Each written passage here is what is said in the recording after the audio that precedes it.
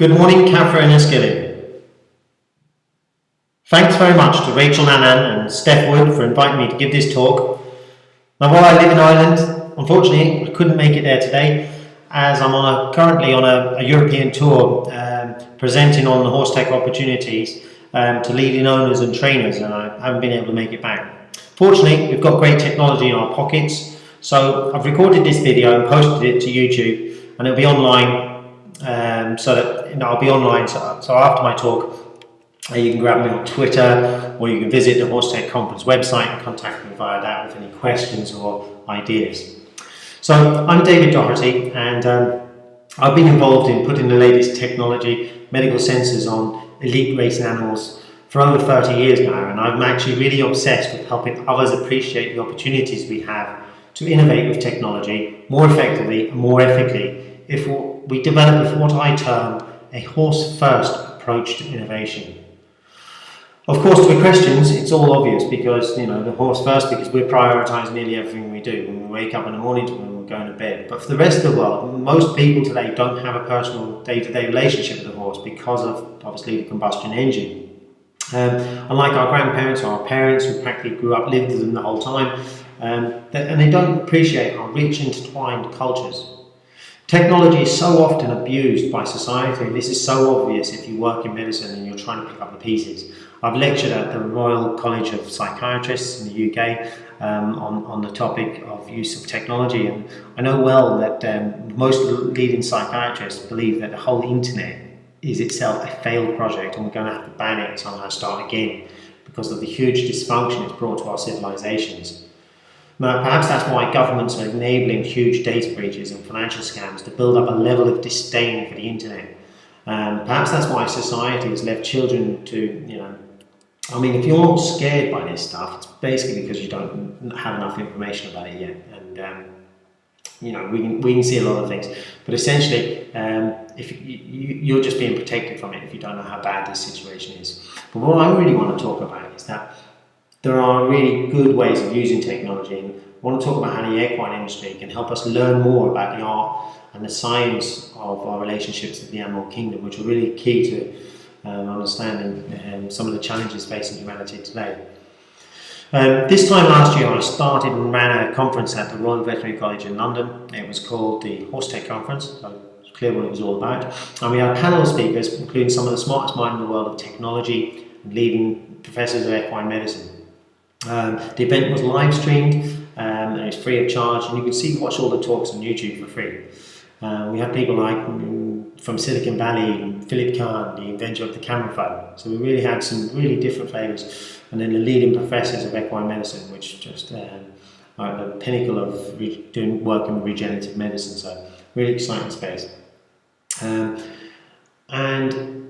because we had most of the speakers flying in to London to give the talks, and a lot of the delegates, we also organised what we call a Horse Tech Tour, which lets you experience horse technology in Britain. And this involved a tour of a thing that hadn't actually been launched at the time, but it was a £20 million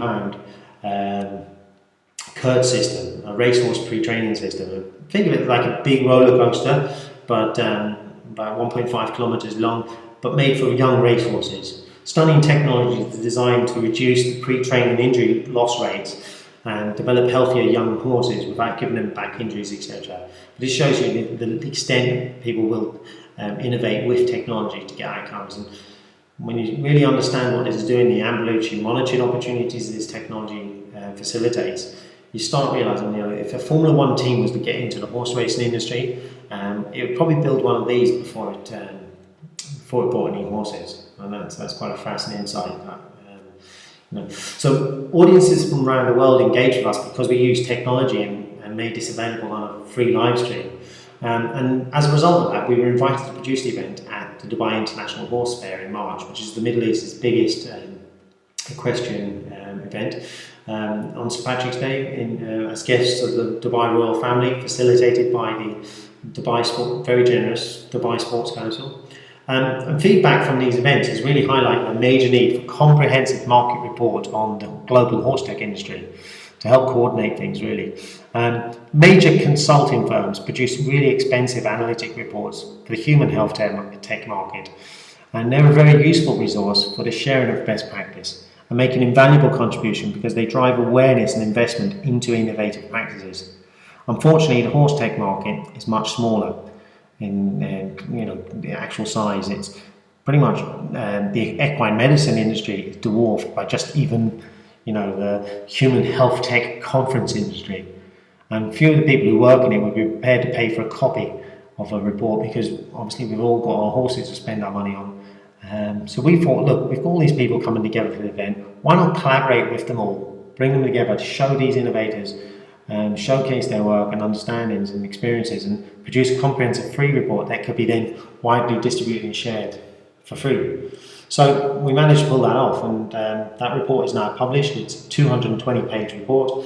It's in its first draft, and it's a massive success, proving all over the world, people downloading, sharing it, and we're getting contributions back and suggestions on areas we hadn't even thought of yet.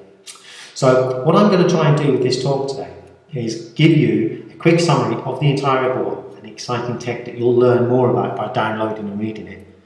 So first up is a chapter by me introducing it, and then it goes into Professor Emmeline Hill's piece on genetic testing and genomes. And this is really talking about what's happening in this bleeding edge area. We had Professor Emmeline Hill present at both of our conferences, and Professor Hill is the most published equine geneticist in the world and is famous for being the first to discover the speed gene, which when said like that seems rather easy, but we're talking about a small amount of code within 4.2 billion base pairs. And so this is just formidable achievement, and the outcomes show that the extent of other things we're going to be able to learn from finding gene types and gene testing. And this is huge for human medicine, but also obviously our sports. Then we had Sam Murphy. Horses spend a lot of time in a stable environment. And Sam invented a product called the blue light technology, which you might have seen. Essentially, Sam is a guy who drove a horse box and literally went around the world shoveling, and now he has a product that essentially is being bought by the best breeders all over the world. The best horse trainers are buying this product, and it's being seen in the sales houses that the horses that are bred under this look different, behave different, and grow differently. And this is a real insight into the opportunity to go horse first, because I've never heard of a cleaner, an ambulance driver, or a porter in a hospital who invented something that's now in all the world's leading teaching hospitals. But actually, this should inspire technologists to think of launching ideas in the world of equine medicine before they go into human medicine, maybe. And it's quite interesting, the feedback that Sam got from our conference was someone was looking to do this for intensive care units in human medicine, where they use normal lights, LED lighting, but there are opportunities to learn from here. We also had a chapter, this is beautiful, by Louisa Williams, who's the Innovation and New Products for Horseware Ireland. Louisa just talks about what apps are doing, how they're making a difference, but also where internet connected stuff, advice, local weather feeds can help trigger and help things are called out. And then what products are coming and how research is grown around those products, and how people can find out and personalise the care that they're giving to their horses through new products that they're bringing to market. Then we had John Ormond, who's produced some of the leading best gallops for the world's best trainers, and he just really generously gives away his knowledge here and shares his experiences of why and what is available in the market. Read this before you consider laying down a new track or arena surface, because there's a lot of things you can learn from this, and also huge opportunities for horse welfare, better training. Then I'd give a talk about horse first innovation and translational medicine. This is for people who might be in the medical industry or the technology industry and are looking to understand better how they can deploy in the equine market and then go back to human healthcare where their business is. And then Professor Sam Lingham, a Harley Street consultant, Professor of Pediatrics, and a member of the American faculty of the American Anti-Aging Medicine Forum, he introduces a new word, transequestrianists. And he did this after attending the Horse Tech conference, and literally sees huge opportunities for aging to be solved in horses, and that to prevent lots of disease and to give equestrians a much more enjoyable lives. Just breathtaking opportunities, and he explains why it would be more suited to doing a lot of these technologies. He's currently piloting a program to bring an anti-aging Nobel Prize winning anti-aging medicine to the equestrian market. You can learn more about that through the report. Nutrigenomics, nutrigenetics, this Professor Emmeline Hill again, they produced Energene Q10, which is the world's first equine nutrigenomics supplement. Stunning innovation there, but essentially this is the future of the food industry, and it's being pioneered in the equine medicine area. Everyone's paying attention to this. It's really exciting. It's great for horses. Nutritional hydrotherapy. I met Sandra at DEVA, British Equine Veterinary Association, after several vets recommended. I was blown away by the feedback that this is generating amongst veterinary surgeons, where they're trying to care for animals that had substantial losses of body fluids. And then we had Craig Robertson, the founder of EpiPole, that little device that you can use to scan the eye of the horse. Phenomenal editorial here, talks about horse vision and the importance of maintaining care and intervention early. Then we had imaging impresario Gavin Mitchell talk about the future, what's happening now, where we are, what's getting exciting, and what you can look forward to. Internet connected scanners are pushing the boundaries of what we can do, improving in-field imaging to such an extent that we might not need to take the equine hospitals anymore for imaging, which is just stunning.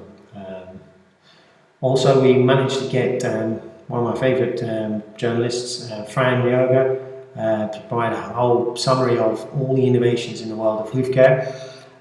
This really shows the invention in the DNA of the village blacksmith, how long this has been going, the centuries-old technology prowess that these individuals have had, and what the bleeding edge is today all around the world, and the different approaches being taken.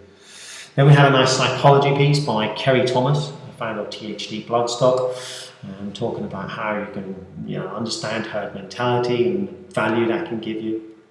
Then we had Dr. Tim Watson, a Water Lane Equine Vets, the lead Lipogens equine veterinary surgeon, trains vets around the world on a breathtakingly innovative new way of isolating cells and using the horse's own body to repair itself, its own mechanisms, and facilitating that. And the outcomes are just stunning, and that's really nice to see. A great report there. Salt therapy, I love that this is a non-drug product, but also the success it's having on track.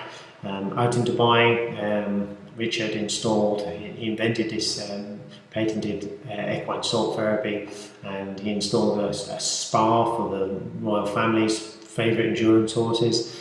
Respiratory skin conditions are being solved with this. Antibiotic misuse and keeping those antibiotics still working is really important for a lot of people, and all of us really, and it's approaches like this that are great, so it's great to see that profile. Also, a lovely thing he showed was talks about is a commercial opportunity for people who want to get into this market and become a distributor for, and this is an exciting area that's happening with horse technologies, where mobile and can be transported to the field, to the stables. Then I gave a little piece on chatbots, just to get this really in there, talk about how this is all going to all join up, these sensors around the equestrian and the horse. Then we had Shane Heffernan, who's this really clever guy and funds manager with massive passion for horses. And he talks about how technology can give us levels of information that will be able to be harnessable to create new expansion in the thoroughbred industry. Very, very exciting area. Philip Carberry is now a champion jockey, obviously, but he's now a business developer for Mustang Chain, which is solving the identity and bringing him on the verge of the fourth industrial revolution, where we've got new and upcoming blockchain, Internet of Things solutions, and new trajectories for industries, and how this is going to affect horses. Where are horses? what it's taken, where it's been, is really going to transform with their digital equine registry platform they've produced. Then we had Shelley Townsend talking about environment and waste management. If you look at some of the ecological disasters over in Florida at the moment, being blamed on some of the large equestrian communities, I mean, it's a really important area we need to look at and cover. And if we can make solutions from a problem, I think this is a genius use of technology, and Shelley's in a fabulous piece there. Brad Wilson is a service firefighter and an animal rescue specialist, and his chapter is about how you can avoid the worst imaginable nightmare and things you can do using technology to ensure that you've taken the best preventative efforts. And he's also developed a fire suppression system for barns, especially for stables, and that really should be looked at for everyone who's got a horse. He's also doing some pioneering research and showing the outcomes of it. So if you've got a shed you like destroyed, maybe do a controlled fire in it, and let his team come and learn from what's happening. This is really invaluable work and can help everybody getting insights into what we're doing. Amanda MacDonald is just a fantastic individual, understanding the branding of technology, and really has a passion for equine and bringing those two things together. This is a unique area, and branding is really, really important for companies who want to step out and make a change and punch globally. Then we had our youngest author, contributor, Ashley Neely, writing there for Bluegrass Horse Feeds about websites and social media. And it's nice to see a young person's perspective on what's happening and how we can contribute to the equine industry by using social media. Global trade, Michael Brady is a global trade agent. He talks about how technology can drive a lot of things there and make globalization, investment, and promote people working around the world to do business. So that's a great thing. And then we have Barbara Blasco, who's a medical doctor working in California, who's using electronic records at work and at home with the horses. Is seeing these paper-based vaccine records and has just completely ripped that out. Produced an FEI accredited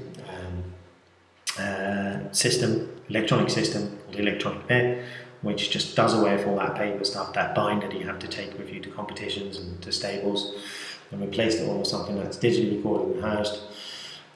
Fabulous piece of work there, and it's going to do a lot of benefit for the horse in the equestrian industry. Intestinal microbiome by Dr. James Gibbons at the Irish Equine Centre is about 10 years ahead of what they're doing in human healthcare.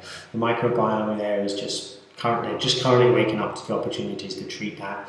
They're given sort of broad-based therapies, and with their equine probiotic, where the autogenous equine probiotic, they're personalising for the horse based on a fecal sample, and then delivering you back a named and prescribed probiotic for that particular horse's needs.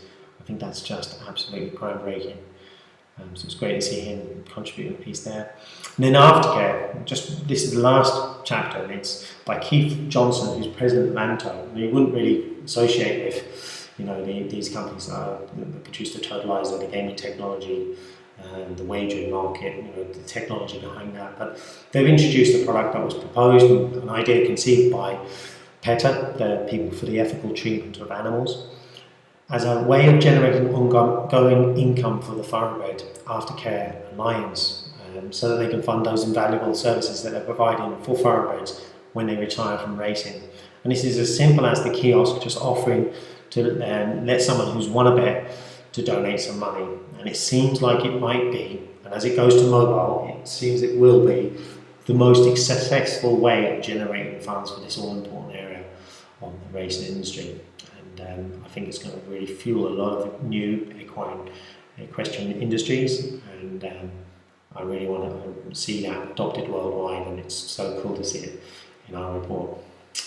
So I hope after all that speedy overview, you're now very keen to download your own free copy of the Horse Tech Market Report, and it's going to inspire you to use technology in new ways, develop new services, and adopt the technology that's out there to improve your horse's welfare. If you've got any ideas, you would like to see something else featured in the market report, please don't hesitate, get in touch. Thanks so much. Enjoy your day there at CafreEquine.